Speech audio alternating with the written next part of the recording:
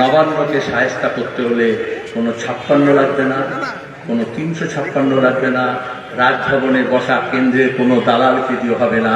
বাংলাকে বাঁচাতে হলে বাংলার মানুষকে জাগাতে হবে, বাংলার মানুষকে একত্রিত হতে হবে। যারা ঘরে বসে আছে, দূর দূরান্তে আছে, গোটা রাজ্যে আছে, তারা সিপিআইএম ডিজিটালের মারফত ফেসবুকে, ইউটিউবে দেখতে পাবে। আসলে আমাদের কথা আমাদেরই বলতে হবে, আমাদের কথা আমাদেরই নিয়ে যেতে হবে। আর আমাদের কথা কি? যেটা মানুষের কথা, খেটে খাওয়া মানুষের, লুটে খাওয়ার বিরুদ্ধে খেটে খাওয়ার মানুষের লড়াই।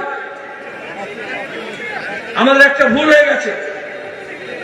আমরা বলছি বাংলা বাঁচাও যাত্রা এটা সমাপ্তি সমাবেশ। আসলে আমরা 29শে নভেম্বর থেকে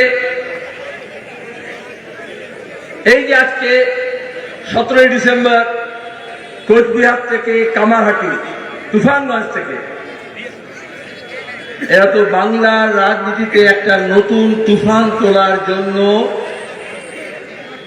একটা আবহাওয়া গড়ে তোলার জন্য, মানুষের কাছে আমাদের বার্তা নিয়ে যাওয়ার জন্য, এবং বিভিন্ন অংশের মানুষ আপনারা শুনলেন, উত্তর থেকে দক্ষিণ, ভুক্তভোগী মানুষ, বেকার ছেলে মেয়ে, শিক্ষা থেকে বঞ্চিত, আমাদের অল্প বয়সীরা,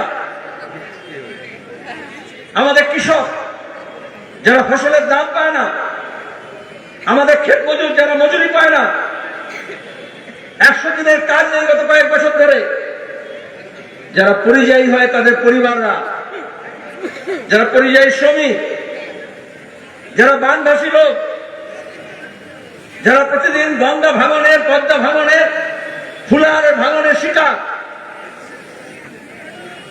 যারা তাঁতি, যারা জেলে, যারা কামার কুমোর, যারা হস্তশিল্পী,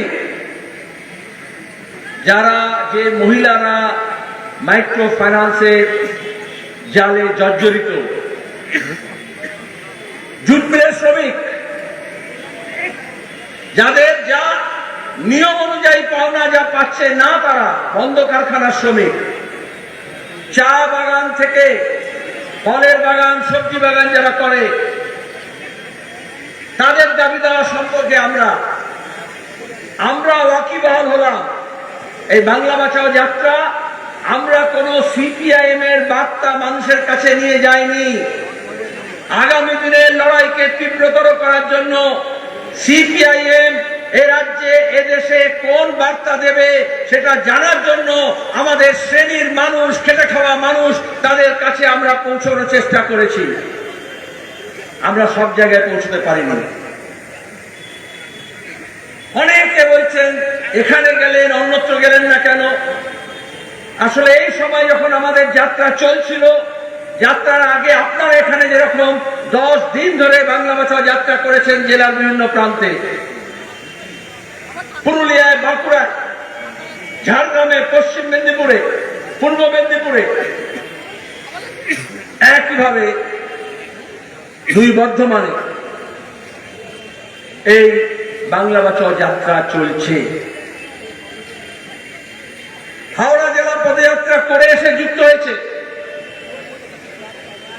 যখন গঙ্গা পার হচ্ছিল, মশাল মিছিল নিয়ে এই জেলায় যখন প্রবেশ করছিল, আসলে এটা একটা লড়াই।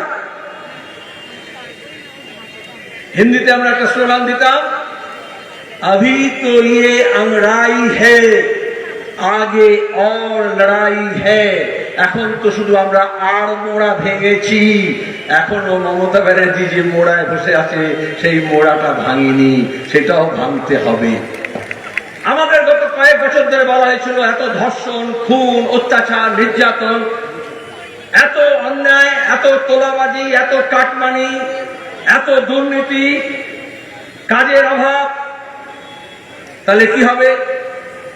বললো সিপিআইএম তো একটু দুর্বল হয়ে গেছে, লাল ঝান্ডাতে একটু দুর্বল হয়ে গেছে, ৫৯কে শায়েস্তা করার জন্য ৫৬কে আনতে হবে। আমরা বলেছিলাম যাহা ৫২ তাহা ৫৩। আজকে বাংলার মানুষ বুঝতে পারছে এই পাশে অভয়াকাণ্ডে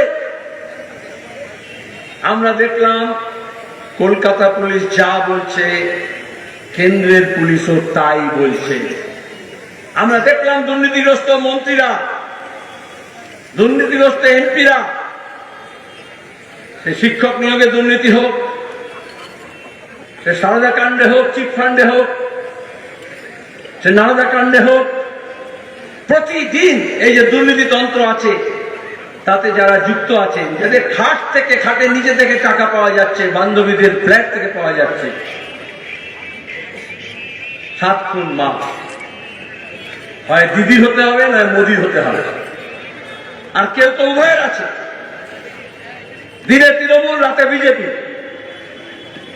আমরা এখন বলছি কাজের কথা, আমরা এখন বলছি শিক্ষার কথা, আমরা এখন বলছি কারখানার কথা, আমরা এখন বলছি ফসলের দামের কথা, আমরা এখন বলছি আবাস যোজনায় ঘর কেন সম্পূর্ণ হবে না, যাদের মাথায় ছাদ নেই তারা কেন আবাস যোজনার টাকা পাবে না, কেন তাকে তৃণমূলের পঞ্চায়েত পুরসভাকে কাটমানি দিতে হবে, স্কুল মাদ্রাসায় কেন শিক্ষক থাকবে না, সুস্থভাবে কেন শিক্ষক নিয়োগ হবে না, কেন পড়াশোনার পরিবেশ ফিরিয়ে আনা যাবে না, কেন একটা খেলার মাঠে একটা অনুষ্ঠানকে নিয়েও কালোবাজারিদের কালো টাকার দৌড় হবে আর মেসিকে মাঠ ছেড়ে পালাতে হবে। আমরা চাই এমন বাংলা যেখানে মাঠ থেকে মেসি বেরোবে না কিন্তু পিসি বেরোবে, তার ব্যবস্থা আমাদের করতে হবে। আমি এই যে টুপিটা পরেছি, আপনারা এই উত্তর 24 পরগনার মানুষ, বাংলা মানুষ ভালো জানেন, এটা আমাদের প্রয়াত নেতা কমরেড সুভাষ চক্রবর্তী, শ্রদ্ধার প্রতি, শ্রদ্ধা জানাচ্ছি সেটির প্রতি। কারণ সল্টলেক স্টেডিয়াম, যেটা যুবভারতী ক্রীড়াঙ্গন, মমতা ব্যানার্জি তার আগে স্বামী বিবেকানন্দ জুড়েছেন, কিন্তু পঞ্চায়েত নির্বাচনে, কোঅপারেটিভ নির্বাচনে, বিধানসভা নির্বাচনে, লোকসভা নির্বাচনে এই তৃণমূল ডিজে বাজিয়ে বলে খেলা হবে। আর যে মাঠে খেলা হবে বলেছিল সেখানে শুধু তৃণমূলের নেতাদের আর কালো টাকার মালিকদের আর মমতা ব্যানার্জির বংশের লোকেদের সেলফি হবে। আসলে মাঠে যাতে খেলা ফিরুক, খেলোয়াড়দের যাতে হয় মাঠ, ক্রীড়া সংগঠনগুলো সব বেদখল হয়েছে। আজকে কোনো জাতীয় আন্তর্জাতিক মানের খেলায় বাংলার নাম উঠে আসে না।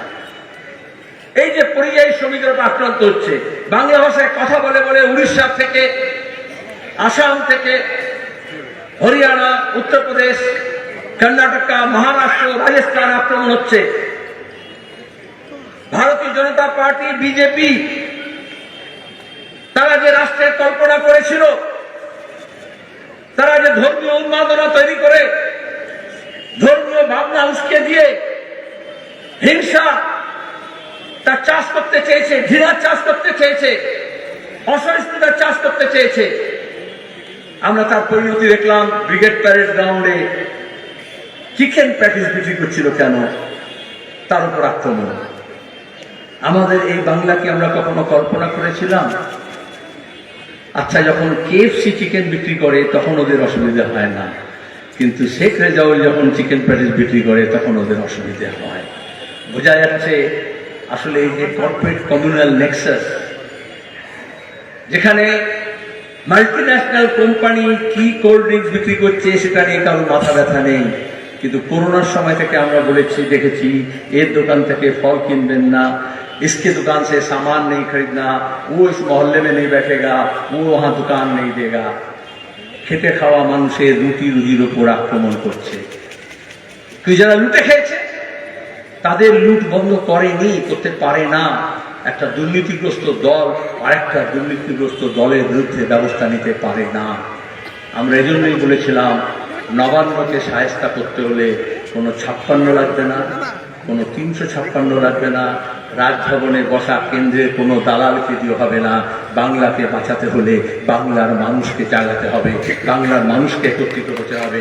উত্তরবঙ্গ থেকে দক্ষিণবঙ্গ, পশ্চিমাঞ্চলের মানুষ, রাজবংশী, আদিবাসী, তপশিলি, মতুয়া, মুসলমান, হিন্দু, নেপালি ভাষী, কুর্মী, সাঁওতাল, এসব নানান লোককে নিয়ে আমাদের বাংলা। ওরা ধর্মের নামে, জাতপাতের নামে, ভাষার নামে, উত্তর দক্ষিণের নামে, মন্দির মসজিদের নামে প্রতিদিন মানুষকে ভাগ করছে। সেই ইংরেজের সময় থেকে আমরা শুনে এসেছিলাম ভাগ করো আর রাজ করো। আজকে 26-এর নির্বাচন সামনে, আমরা আমাদের রাজ্য সম্মেলন থেকে সিদ্ধান্ত করেছিলাম যে 26-এর প্রস্তুতি আমরা 26শে ফেব্রুয়ারি থেকে নেব। কারণ একটা বড় লড়াই, এটা শুধুমাত্র কে এমএলএ কে এমপি হবে তা নয়, আমাদের গোটা বিশ্বের দরবারে বাংলার মানুষ হিসেবে আমাদের যে গর্বিত চেহারা ছিল, মাথা উঁচু করে in front of the committee of nation, আমরা বিভিন্ন জাতির সামনে বলতাম আমরা রবীন্দ্রনাথ, নজরুল, রামমোহন, বিদ্যাসাগর, নবজাগরণ, বিবেকানন্দ, নেতাজি তাদের উত্তরসূরি। মমতা ব্যানার্জি তৃণমূল কংগ্রেস কে প্রতিক্রিয়া শক্তি, সাম্রাজ্যবাদী শক্তি আরএসএস চাষ করেছে।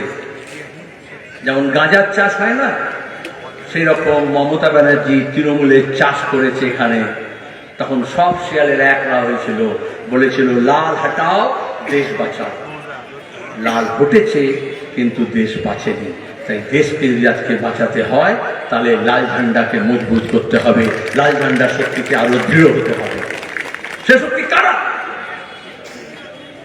শুধু আমরা এরা যারা মঞ্চে বসে আছি, যারা বক্তৃতা করছি, শুধু আপনারা যারা মিছিলে হেঁটেছেন, শুধু আপনারা যারা দুপাশে দাঁড়িয়ে আমাদের অভিনন্দন জানিয়েছেন গোটা রাস্তা জুড়ে, আরো অনেক অনেক মানুষ যারা এই লুটে খাওয়ার, এই লুটতন্ত্র থেকে তিতি বিরক্ত, তারা মুক্তির পথ খুঁজছে।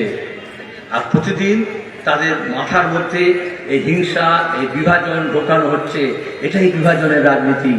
এই বাংলা লড়েছে তেভাগায় কৃষক, লড়াই করেছে যোদ্ধার জমিদারের বিরুদ্ধে। এই বাংলা লড়াই করেছে ব্রিটিশ সাম্রাজ্যবাদের বিরুদ্ধে।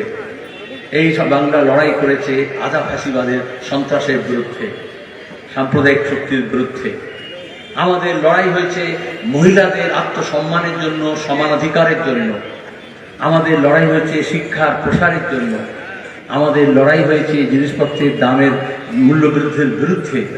আমাদের লড়াই হয়েছে নতুন নতুন স্কুল, কলেজ, বিশ্ববিদ্যালয় গড়ে তোলার জন্য, শিক্ষার দাবিতে, স্বাস্থ্যের দাবিতে। আমরা এই বাংলায় কখনো হিন্দু মুসলমানের বিরুদ্ধে লড়বে, মুসলমান হিন্দুর বিরুদ্ধে লড়বে, এটা চাইনি, এটা কখনো হয়নি। দেশভাগের শিকার হয়েছি আমরা।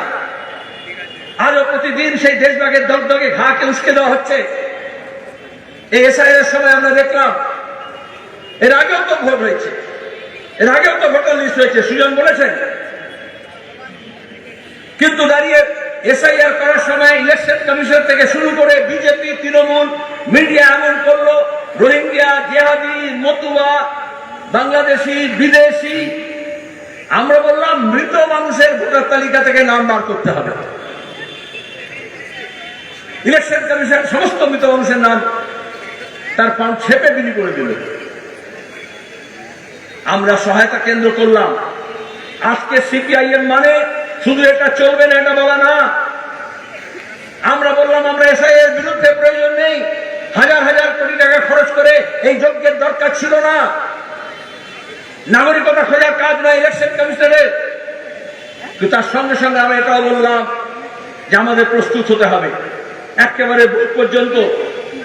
হাজার হাজার কমরেড, নতুন তরুণ প্রজন্মের ছেলে মেয়েরা এলো যে আমাদের ভোটাধিকার আমাদের রক্ষা করতে হবে। কেউ বুথে বোমা মেরে, নকল পোলিং এজেন্ট দিয়ে, কেউ পুলিশকে ব্যবহার করে, জাল জচ্চুরি করে আমাদের ভোটের অধিকার কেড়ে নেয়। কেন কারণ? আর এই ভোট এসআইআর এর নাম করে আসলে আমাদের এই ভোটাধিকারটা কেড়ে নিতে চেয়েছিল। আমাদের যে প্রাপ্তবয়স্কদের সবার ভোটের অধিকার আছে, এইটা দক্ষিণপন্থীরা কখনোই চায়নি। মহিলাদের ভোটের অধিকার দিতে চায়নি। 18 বছরের ভোটাধিকার আমরা চালু করেছিলাম, বামপন্থীরা দেশের মধ্যে প্রথম। 21 বছরের ভোট হতো। পঞ্চায়েত, পুরসভায় পশ্চিমবঙ্গে বামফ্রন্ট সরকার প্রথমে করে, তারপরে গোটা দেশে আইন করে বিধানসভা এবং লোকসভায় 18 বছরের ভোটাধিকার হয়। আমরা প্রথম মহিলাদের সংরক্ষণ করেছিলাম 1/3 পঞ্চায়েতের মধ্যে, পুরসভার মধ্যে। তারপরে গোটা দেশে হয়েছে। বামপন্থীরা শক্তিশালী মানে পার্লামেন্টে লড়াই হতো যে মহিলাদের আসন 33% সংরক্ষণ করতে হবে বিধানসভা এবং লোকসভায়। আমরা বলতাম মহিলা সশক্তিকরণ, এম্পাওয়ারমেন্ট, আর এখন মহিলা এসে বলতে হয় নির্যাতন বন্ধ করতে হবে, নির্যাতিতকে অধিকার দিতে হবে, তার নির্যাতিত যারা হয়েছে তার অপরাধীদের শাস্তি দিতে হবে, বিচার চাই। এই জন্য জাস্টিস ফর ইনসাফের নামে গোটা বাংলার মানুষ যেখানে যে আছে দেশের পৃথিবীর যে প্রান্তে তারা এই আওয়াজ তুলেছিল। কিন্তু মানুষ দেখেছেন যে বিজেপি কেন্দ্রীয় সরকার আর রাজ্যের সরকার তার মধ্যে কোনো তফাৎ নেই। এই পাশে অভয়ার মা বাবারা বিজেপির নেতাদের ধরে আজ পর্যন্ত প্রধানমন্ত্রী এবং স্বরাষ্ট্রমন্ত্রীর দেখা পেলেন না। তারা শুনতে রাজি নয়, তারা ইনসাফ দেবে, তারা দোষীদের শাস্তি দেবে। আমরা বলেছিলাম চোর ধরো জেল ভরো। আচ্ছা, কে জেল ভরবে? পুলিশ। অদ্ভুত ব্যবস্থা হয়েছে। তৃণমূলের ঝান্ডা নিয়ে যদি চুরি করে, জোচ্চুরি করে, তাহলে তৃণমূলের পুলিশ তাকে পাহারা দেবে, দলদাস একেবারে। সে একটা সাধারণ পুলিশ থেকে একেবারে ডিজি পর্যন্ত। আবার সেই ডিগবাজি খেয়ে যদি বিজেপির ঝান্ডা ধরে, তাহলে সেই তোলাবাজ, সেই জোচ্চোর, সেই চাকরি চুরিতে, সেই দুর্নীতিতে যারা সারদা নারদা কাণ্ডে যারা অপরাধী, তাদেরকে কেন্দ্রের পুলিশ পাহারা দেবে। তাহলে এই যে বিভাজন করে হয় বিজেপি নাও বা তৃণমূল নাও, তাহলে হয় বিজেপিতে আসো নাহলে তৃণমূলে আসো। তাহলে যদি অপরাধী হও, যদি তৃণমূলের ঝান্ডা ধরো, রাজ্যের পুলিশ পাহারা দেবে, আর যদি বিজেপি ঝান্ডা ধরো তাহলে কেন্দ্রের পুলিশ সাহায্য করবে, পাহারা দেবে। তাহলে মানুষ যাবে কোথায়? এই জন্য আমরা বললাম শুধু চোর ধরো জেল ভরো বললে হবে না, আসলে গ্রাম শহর জাগাও এবং চোর তাড়াও। তাহলে বাংলা বাঁচবে তখন যখন বাংলার মানুষ উত্তর থেকে দক্ষিণ, জাত পাত ধর্ম বর্ণ ভাষা নির্বিশেষে আমরা সবাই এক কাট্টা হব। আমরা এক কাট্টা নয়, শুধু আমাদের গণতান্ত্রিক অধিকার কেড়ে নিয়েছে তা নয়, শুধু ভোটাধিকার কেড়ে নিতে চায় তা নয়, শুধু নাগরিক অধিকার কেড়ে নিতে চায় তা নয়। ওরা আমাদের 100 দিনের কাজ আইন করেছিলাম আমরা। বামপন্থীরা এখন পার্লামেন্টে সবচেয়ে বেশি সংখ্যায় ছিল, বিজেপি তৃণমূল মিলে সেটা চৌপাশ করেছে। গত 4 বছর আমাদের রাজ্যে কাজ নেই। তামাশা করার জন্য ভোটের আগে বলেছিল এখান থেকে দিল্লি পর্যন্ত লড়ছি, হাইকোর্ট থেকে সুপ্রিম কোর্ট বলল রাজ্য সরকার কেন্দ্র সরকারকে 1 আগস্টে 100 দিনের কাজ চালু করো। ওরা সুপ্রিম কোর্টে গেল, কেন্দ্রের সরকার।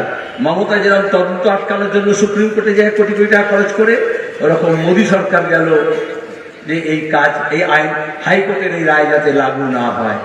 আর এখন পার্লামেন্টে এনে বিল নিয়ে এসছে। ওরা সংবিধানের ধারা লঙ্ঘন করেছে, 100 দিনের কাজ শেষ করতে চায়। আজকাল পরিযায়ী শ্রমিক এমন হয়েছে, গ্রাম বাংলায় মজুরি করে, কাজ করে, খেটে খায়, বেশিরভাগটা মহিলারা। মানরেগার বেশিরভাগ হচ্ছে দলিত, আদিবাসী, সংখ্যালঘু এবং মহিলা। বিজেপি তৃণমূল চায় না এরা কাজ পাক। এখন শুধু নাম পাল্টে দিয়ে বলছে জি রামজি, কারণ মহাত্মা গান্ধীর নামের প্রতি তাদের অ্যালার্জি আছে। আমরা গান্ধীবাদী নই, মার্ক্সবাদী। গান্ধীজির অনেক ব্যাপারে আমার সঙ্গে আমিল ছিল, থাকবে, পথ নিয়ে, মত নিয়ে। কিন্তু এই যে নাম পাল্টে দিলে তারা কাম করবে না। আরে हम चाह रहे थे कि काम हो, মোদী মমতা চাহती है कि सिर्फ नाम हो। আমরা ভেবেছিলাম এরা হচ্ছে গেম চেঞ্জার, আসলে এরা নাথিং বাট নেম চেঞ্জার। শুধু নামই পাল্টায়, কখনো স্টেশনের নাম পাল্টাচ্ছে, কখনো রাস্তার নাম পাল্টাচ্ছে, কখনো শহরের নাম পাল্টাচ্ছে, কখনো স্কিমের নাম পাল্টাচ্ছে। আর ভোট আসলে বলবে हम तुम्हें ये दिया, हम तुम्हें वो दिया, हम तुम्हें ये देंगे। कौन किसको देता है? कौन किसको देता है? किसका पैसा कौन देता है? শিক্ষায় স্বাস্থ্যে বরাদ্দ কমছে, আমাদের আপনাদের নিজের পকেট থেকে খরচ করতে হচ্ছে। বামপন্থীরা শিক্ষাকে অবৈতনিক করেছিল। আমরা যে স্কলারশিপগুলো চালু করেছিলাম, সেই স্কলারশিপ নিয়ে দুর্নীতি হয়েছে এবং গত কয়েক বছর ধরে এই স্কলারশিপ বন্ধ আছে, স্টাইপেন্ড বন্ধ আছে। শিক্ষাকে লাটে তুলে দিচ্ছে, স্কুলও বন্ধ হচ্ছে, মাদ্রাসাও বন্ধ হচ্ছে। स्कूल सर्विस कमीशन भी, मदरसा सर्विस कमीशन भी, दोनों में भ्रष्टाचार हुआ। तो लड़ना पड़ेगा तो स्कूल और मदरसा दोनों को मिलकर के बीच में तृणमूल से शुभेंदु जैसे लोग निकल करके बीजेपी का झंडा लेकर कहते हैं मदरसा अलग, स्कूल अलग, हिंदू अलग, मुसलमान अलग। तो क्या करना पड़ेगा? शिक्षा के लिए लड़ने की जरूरत नहीं है। हिंदू के खिलाफ मुसलमान लड़े और मुसलमान के खिलाफ हिंदू लड़े। सुजन चक्रवर्ती, मोहम्मद सलीम, मीनाक्षी मुखर्जी, हम अगर आपस में लड़ते रहेंगे तो हमारा देश भी आगे नहीं बढ़ेगा। हम बढ़ते रहेंगे, हम कटते रहेंगे और अंबानी अदानी बढ़ते रहेंगे। इसलिए हम सिर्फ ये मंच में जो लोग बैठे हुए नहीं, सिर्फ नेता नहीं, हमें एक साथ होना पड़ेगा। अगर बंगाल के लोग जात पात धर्म मजहब मंदिर मस्जिद के ऊपर उठ करके हम एक साथ होते हैं तो हमारा जो ताकत है, যাকে আমরা বলি জনগণের শক্তি, কোন মিথ্যা মামলা, কোন ঘর ছাড়া আক্রমণ, তোলাবাজি, জরিমানা सीपीआईएम के दमाते पारेनी। ममता बनर्जी को बनाया गया था दुर्गा आरएस के द्वारा। যেমন দশভূজা রাতে 10টা অস্ত্র দেওয়া হয়েছিল পৌরাণিক কাহিনী অনুযায়ী, দেবতারা দিয়েছিলেন। ওই রকম আরএসএস বলেছিল মমতার এই দশভূজায় অস্ত্র দেব। মহিষাসুর মূর্তিনি যেমন, সেরকম সিপিআইএম কে হারমাত সাজানো হয়েছিল। এই খবরের কাগজ টেলিভিশন গুলো তখন সিপিআইএম বলতো না, হারমাত বলতো, আর বলতো এটাকে নিকেশ করতে হবে। সেদিন দেখেননি अमित शाह से सोजा 14 तला ऊपर चले गেলেন। শুধু রাস্তায় বেশি লাল ঝান্ডা দেখেছিলেন। যখন চোর ধরো জেল ভরো করছিলাম আমরা, গিয়ে মমতাকে বললেন इतना खिलाया, इतना पिलाया, इतना लूटने का मौका दिया, फिर भी ये लाल झंडा खत्म क्यों नहीं हुआ? लाल झंडा इतना बढ़ गया क्यों? लाल झंडा যত বাড়বে আমাদের দেশের শাসক শ্রেণীর কাছে তৃণমূলের প্রয়োজন তত ফুরিয়ে যাবে। এই যে ইলেকট্রাল বন্ডে টাকা দেয় না, কারণ তারা মনে করে লাল ঝান্ডাকে শেষ করতে হবে। না रहेगा বাঁশ না बजेगी बांसुरी। আজকে একটা ফাঁসির শক্তি, একটা ধর্মীয় রাষ্ট্র তৈরি করতে হলে তারা প্রথমে বুঝেছিল এই লাল শক্তিকে শেষ করতে হবে। তাই তারা আমাদের যেটা সবচেয়ে এগিয়ে থাকা ঘাঁটি দেশের মধ্যে লাল ঝান্ডার, সেই পশ্চিমবঙ্গে আক্রমণ করেছিল। প্রতিদিন সে কাজ চলছে। এখন বলছে ভোটার লিস্টের জন্য 2002-এর ভোটার লিস্ট ডাউনলোড করুন আর ম্যাপিং করুন। আমরা বলি শুধু ভোটার লিস্ট না। এই যে সুভাষদার কথা বললাম না, যখন স্টেডিয়ামে গন্ডগোল হলো তখন সুভাষ চক্রবর্তীর কথা মনে পড়লো অনেকে। যখন ভোটার লিস্টের কথা এলো তখন অনেকে 2002-এর ভোটার লিস্ট খুঁজছে। আমরা বলবো ডাউনলোড করতে হলে শুধু 2002-এর ভোটার লিস্ট না, গোটা 2002-এ পশ্চিমবঙ্গের কি অবস্থা ছিল সেটাকে ডাউনলোড করুন। আমরা তখন বলেছিলাম কৃষির সাফল্যের উপর দাঁড়িয়ে আমরা কলকারখানা করতে চাই। আমরা তখন গুজরাটকে পেছনে ফেলে, কর্ণাটককে পেছনে ফেলে এগিয়েছিলাম। আমাদের এখানে তখন প্রযুক্তির জন্য, বৃত্তির জন্য শিক্ষার নতুন নতুন কেন্দ্র তৈরি হচ্ছে। আমাদের ছেলে মেয়েদের দক্ষতা, বুদ্ধদেব ভট্টাচার্য এটাই চেয়েছিলেন, আমাদের শিক্ষা, আমাদের দক্ষতা, আমাদের অভিজ্ঞতা, আমাদের মেধা, এই রাজ্যকে আমরা যাতে গড়ে তুলতে পারি। আমাদের ছেলেমেয়েরা পরিযায়ী শ্রমিক হওয়ার জন্য যায়নি, আর বুলডোজার দিয়ে তাদের ঘর ভাঙা হবে। ওড়িশায় বাংলা ভাষায় কথা বলে বলে তাদের গ্রামে আগুন লাগানো হবে। এজন্য বাংলা ছেলেমেয়েরা জন্মায়নি। গোটা বিশ্বের সামনে আমাদের যে মর্যাদা ছিল, আজকে বিজেপি তৃণমূলের হাতে পড়ে আমাদের সেটা ভুলুণ্ঠিত হয়েছে। এই যে শীতকালে মা বোনেরা ঝামা পাথর নিয়ে মরা চামড়া ঘষেন না, এরকম মমতা ব্যানার্জিকে ক্ষমতা দেওয়া মানে হয়েছে বাংলার মানুষ একটা ঝামা পাথর দিয়েছিল। আর সে বাংলার মানুষের যে উন্নাসিক ছিল না, আমরা অনেক এগিয়ে থাকা শিক্ষায়, শিল্পে, সংস্কৃতিতে, ইতিহাসে, আন্দোলনের সংগ্রামে মমতা ব্যানার্জি এই নাকটাকে ঘষে একেবারে লেভেল করে দিয়েছে। যার ফলে আজকে আর গোটা দেশের সামনে বাঙালি হিসেবে আমাদের গর্ব করার মতো কিছু থাকে না। আমাদের সেই ইতিহাসকে আবার নতুন করে শেকড় সন্ধান করতে হবে, সেই শেকড়ে সেচে জল দিতে হবে। আমরা এক নদী রক্ত দিয়েছি, প্রয়োজনে আরো অনেক বেশি রক্ত দিতে আমরা প্রস্তুত আছি। কিন্তু যে বাংলাকে আমরা তিল তিল করে গড়ে তুলেছি, এই কামারহাটিতে রাধিকা দা বিধানসভার এমএলএ ছিলেন, রাজ্যের মন্ত্রী হয়েছিলেন। উদ্বাস্তু পুনর্বাসনের জন্য আমরা যে ব্যবস্থা নিয়েছিলাম, লড়াই করেছিলাম, যে নিঃশর্ত দলিল দিয়েছিলাম, এসব ইতিহাস, এগুলো ভুলিয়ে দেওয়ার চেষ্টা করা হচ্ছে। নীল সাদা রং করে আসলে আমাদের ইতিহাসের উপরে, আমাদের মননের উপরে একটা প্রলেপ দেওয়া হয়েছিল। ও নীল সাদা শূন্য নয়, একটা কোট করে তার উপরে যাতে গেরুয়া কোট করতে সহজ হয়। আমাদের এই সব রংকে আবার মুছে দিয়ে মানুষের মনকে আবার লাল রঙে রাঙাতে হবে। আপনাদের মনে আছে যত অত্যাচার হবে, যত দমন হবে, আমি একবার ব্রিগেড প্যারেড গ্রাউন্ডের সমাবেশে বলেছিলাম, वो था ना फिल्म था ना, मेहंदी रंग लाएगी, मेहंदी का पत्ता हरा होता है, लेकिन उसको आप अगर चलते हो, पीसते हो, तो उसका रंग फिर लाल होता है। বাংলায় যে দুর্নীতি, যে অত্যাচার, যে অন্যায়, যে সাম্প্রদায়িকতা, যে মন্দির মসজিদের রাজনীতি, এই যে প্রতিদিনকার যে দমন, তাতে আজকে বাংলাকে অনেক কচলেছে। যত কচলাবে তত बंगाल के रंग लाल वो निखर कर बाहर आएगा। আমাদের আজকে এখানে যাত্রা শেষ নয়। কারণ মীনাক্ষী মুখার্জি বলবেন, মানুষের যে আবেগ, মানুষের যে ভালোবাসা, মানুষকে যেভাবে মানুষ তাকে আলিঙ্গন করেছে, এ তো একটা মীনাক্ষী মুখার্জি নয়। আমাদের মতো আমরা বুঝি মার্ক্সবাদী হিসেবে বয়সের কারণে শারীরিকভাবে, সামাজিকভাবে, রাজনৈতিকভাবে, সাংগঠনিকভাবে আমরা বেশি দিন সক্রিয় থাকতে পারবো না। কিন্তু এই যে অভিযান শুরু হয়েছে, এই যে লড়াই শুরু হয়েছে, এটা একদিনে শেষ হবে না। আজকে আমরা এখানে কামারহাটি থেকে শপথ নিচ্ছি, বেলঘরিয়া থেকে শপথ নিচ্ছি। এখান থেকে যে লড়াই শুরু হবে, তার নতুন প্রজন্মকে আরো অনেক বেশি করে এগিয়ে আসতে হবে। এই লড়াইকে আরো জোরদার করতে হবে, আরো সম্মুখপানে নিয়ে যেতে হবে। এই বাংলাকে বাঁচাতে হলে আমাদের বয়স্কদের অভিজ্ঞতা এবং নতুনদের যে তেজ, যে ঊর্জা, যে শক্তি, তার কম্বিনেশন দরকার। সিপিআইএম গর্ব করে বলতে পারে সেই প্রস্তুতি আমরা নিয়েছি। এই যাত্রা সেই দিন শেষ হবে যেদিন আমরা আবার এই ভাঙা বুকের পাঁজর দিয়ে নয়া বাংলা গড়তে পারবো।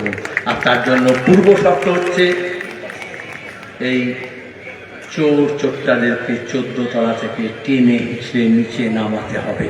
আর সেই নামানোর কাজে আপনারা সবাই হাত মেলাবেন, ঐক্যবদ্ধ হবেন এবং আপনাদের সমর্থন, আশীর্বাদ আপনাদের কাছ থেকে রসদ নিয়ে এই অভিযান আমাদের যা শুরু হলো, ये रुकने वाला नहीं है।